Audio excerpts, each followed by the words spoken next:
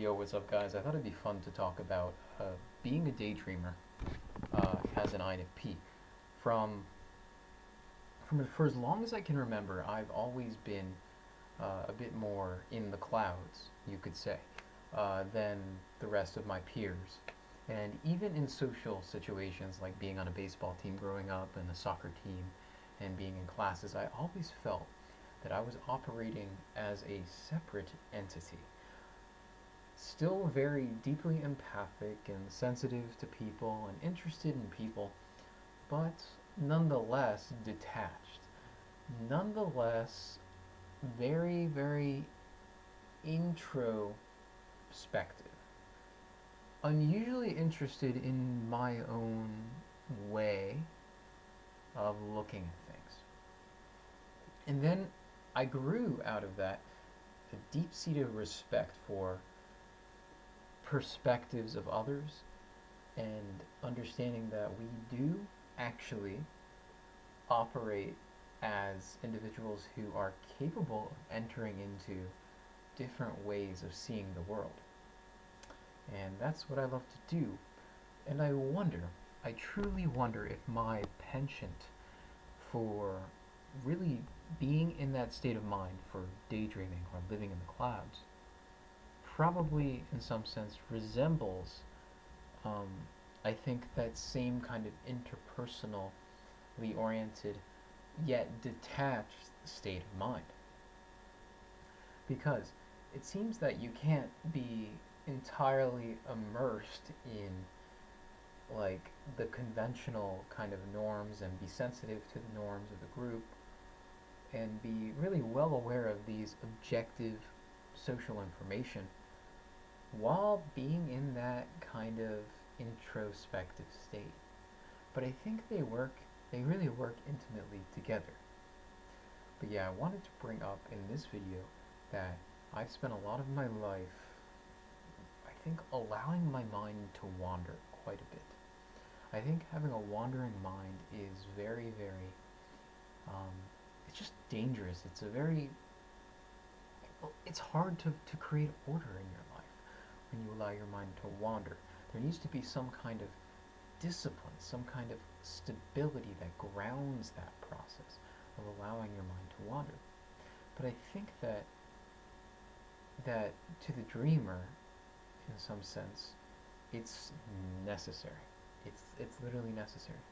If there isn't time for, the word I would use is probably open awareness, then you're not actually able to kind of know who you are amidst the world. And this is probably the case for everyone. Like, we all are daydreamers in some sense.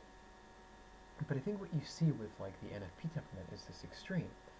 And these extremes, of course, um, need to be acknowledged and they need to be understood, need to be respected.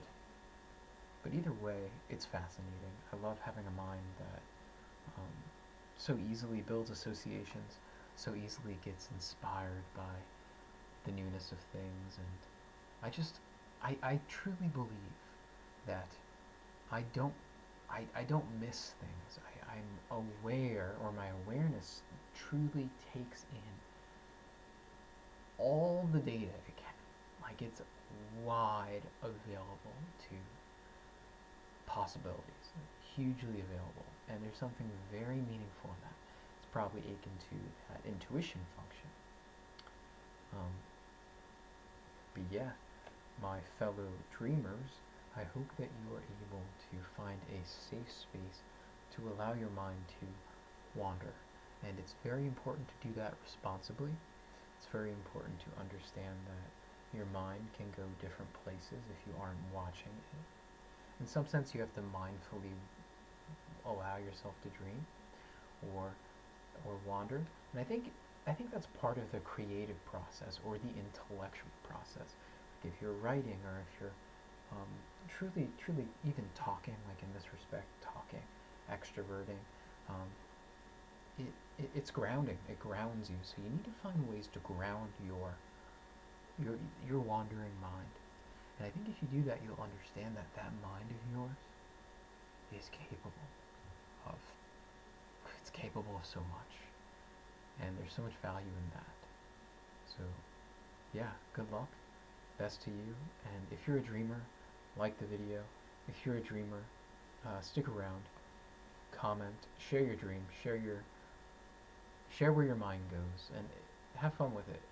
You know, it doesn't even have to make sense. I've actually thought about how easy it is for me to interact with people who are heavily psychotic, and I often wonder if it's due to this mind state. I'm high in the creative measure, and because of that, these these associations that you see with like word salad and sensory perception difficulties, where things kind of like become meshed together rather than having a coherent sensory understanding of the world. I think it comes very naturally to me to enter into this psychotic state. Not to say I'm psychotic, but it's like I can imagine how we are so close to seeing the world in this crazy way. It's very possible to see associations for me. It's probably the same for you. Let me know if you can relate to that. I'd love to know. And subscribe if you want to see more from me.